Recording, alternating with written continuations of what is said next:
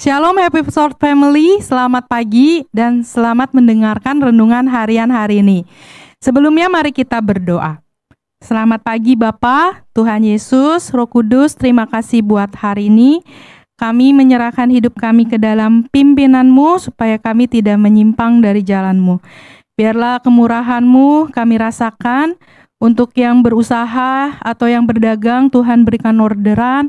Untuk yang bekerja, Tuhan berikan keberhasilan. Untuk yang sekolah, Tuhan berikan hikmat. Di dalam nama Tuhan Yesus kami berdoa. Amin. Judul renungan hari ini, mematahkan asumsi. Asumsi adalah dugaan yang diterima sebagai dasar atau landasan berpikir karena dianggap benar. Seperti apa yang Bapak Gembala kita ajarkan bahwa asumsi dilarang di dalam Alkitab. Maka dari itu kita harus mematahkan asumsi yang berperang di dalam pikiran dan perasaan kita dan menaklukkannya kepada Kristus. 2 Korintus 10 ayat 5 berkata, "Kami mematahkan setiap siasat orang dan merubuhkan setiap kubu yang dibangun oleh keangkuhan manusia untuk menentang pengenalan akan Allah. Kami menawan segala pikiran dan menaklukkannya kepada Kristus." Saya mengakui bahwa asumsi ini cepat terlintas di benak kita. Yang dikatakan Bapak Gembala di khotbahnya mengenai manusia cepat berpikir sesuatu yang tidak baik sehingga muncul asumsi. Saya juga alami, maka dari itu saya belajar mematahkan asumsi-asumsi dan menaklukkannya kepada Kristus. Sebuah pelajaran dari Bapak Gembala yang selalu saya ingat dan saya belajar hidupi di dalam diri saya mengenai ketika kita bermasalah dengan seseorang. Ada 2 pilihan yang harus kita lakukan. Yang pertama, datangi orang itu untuk klarifikasi. Yang kedua, lupakan peristiwa itu dan jangan disimpan.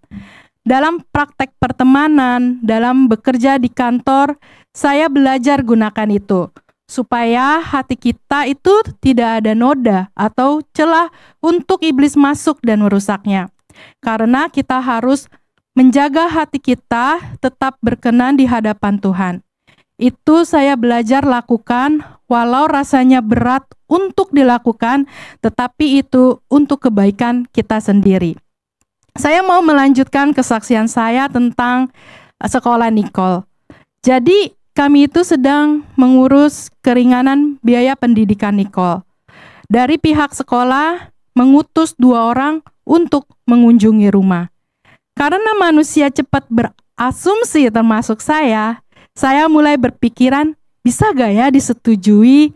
Paling kalau nggak bisa, saya masukin Nicole ke sekolah yang B.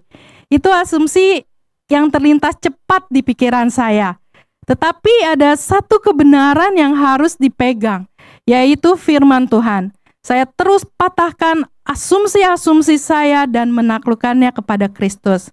Seminggu berlalu belum ada kabar. Saya bertanya ke pihak sekolah, dijawab dengan mohon bersabar, sedang diproses. Saya belajar untuk menaklukkan asumsi-asumsi saya. Saya ganti dengan kebenaran-kebenaran firman Tuhan.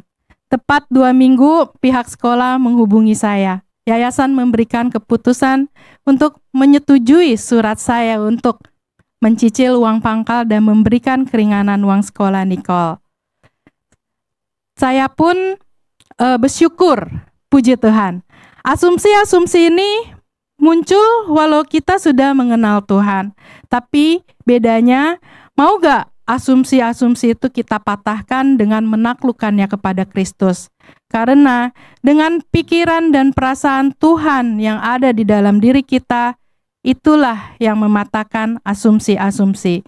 Filipi 4 ayat 8. Jadi akhirnya saudara-saudara, semua yang benar, semua yang mulia, semua yang adil, semua yang suci, semua yang manis, semua yang sedap didengar, dan semua yang disebut kebajikan dan patut dipuji, pikirkanlah semuanya itu. Mari kita berdoa. Kami mau Tuhan untuk mematahkan asumsi-asumsi yang berkecamuk di benak kami. Kami mau taklukkan semua itu kepadamu, supaya kami tetap berkenan di hadapan-Mu. Tolong kami Roh Kudus, pimpinlah kami. Di dalam nama Tuhan Yesus kami berdoa. Amin. Shalom, Tuhan Yesus menyertai.